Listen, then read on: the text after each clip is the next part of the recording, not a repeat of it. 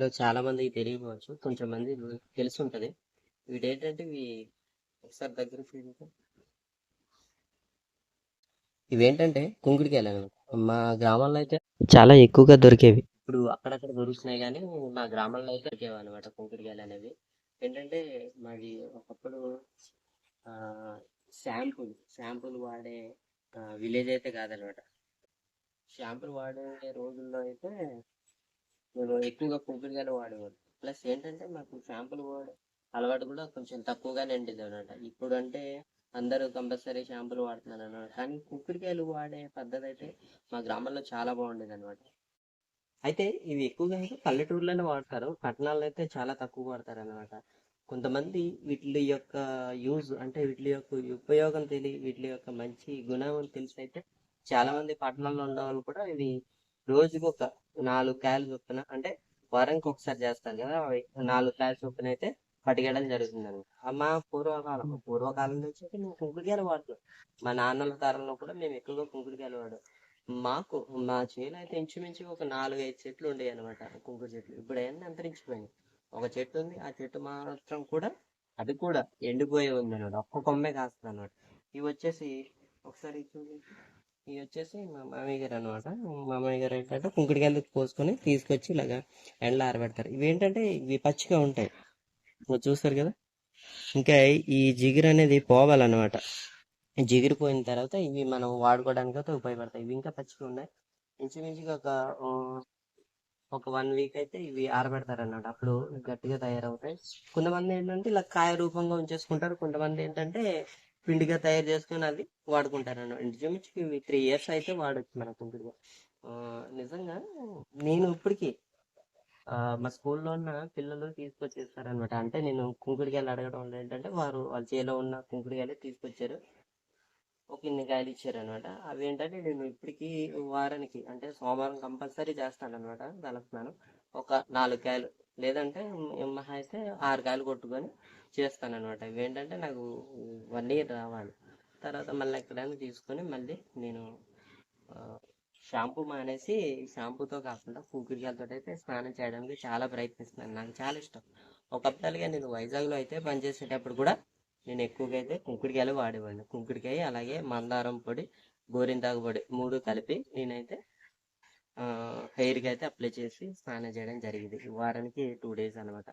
అప్పుడు నేను ల్యాబొరేటరీస్లో పని చేసుకోండి అనమాట. టీవీఎస్ ల్యాబొరేటరీస్ అందులో పని చేసుకోండి.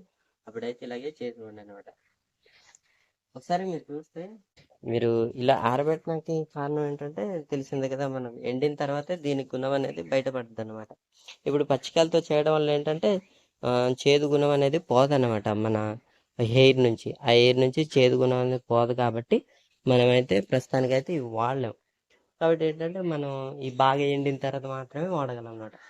ఫ్రెండ్స్, మీరు ఒక విషయం గుర్తుపెట్టుకుంటే చాలా బాగుంటుంది. అంటే షాంపూ వాడటం ఏంటంటే మనకు కుదరక కుంకుడుకాయలు అనేది వాడతలేదు, కానీ కుంకుడుకాయ అనేది చాలా పర్ఫెక్ట్ అనమాట. ఎయిర్కి చాలా పర్ఫెక్ట్ అనమాట.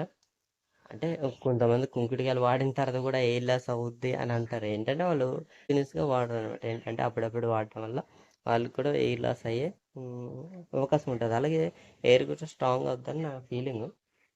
ఎందుకంటే మా నాన్న వాళ్ళు, మా తాత వాళ్ళు కూడా కుంకుడుకాయలు వాడటం వల్ల వాళ్ళు ఇప్పటికీ ఆ ఎయిర్ అనేది అయితే సూపర్గా ఉందన్నమాట.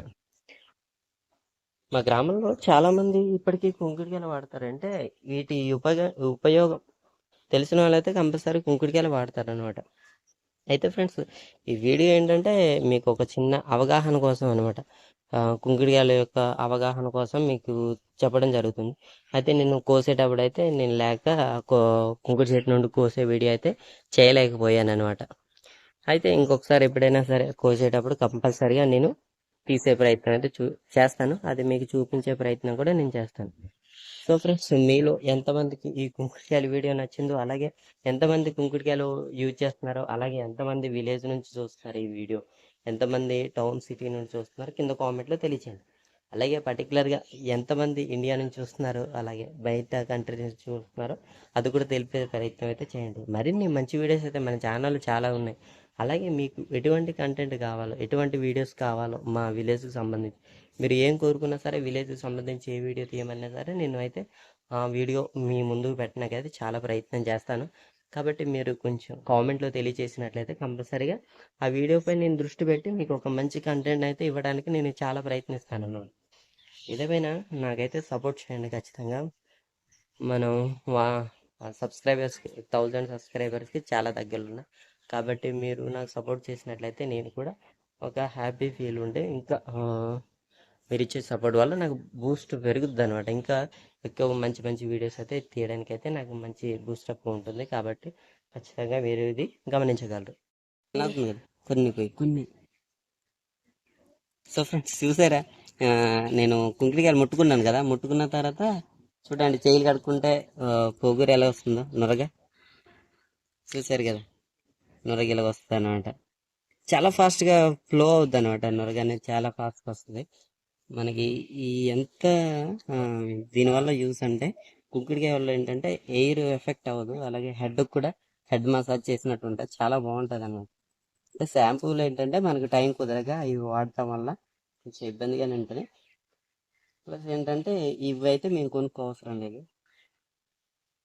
ఓకే ఫ్రెండ్స్, చూసారు కదా. సో ఫ్రెండ్స్, ఈ వీడియోపై అభిప్రాయాన్ని తెలియచేయండి. అలాగే ఈ వీడియో నచ్చితే తప్పకుండా లైక్ చేయండి, ఛానల్ అయితే సబ్స్క్రైబ్ చేసుకోండి. మరిన్ని మంచి వీడియోస్ మన ఛానల్లో చాలా ఉన్నాయి, అవి కూడా చూసే ప్రయత్నం చేయండి. జై హింద్.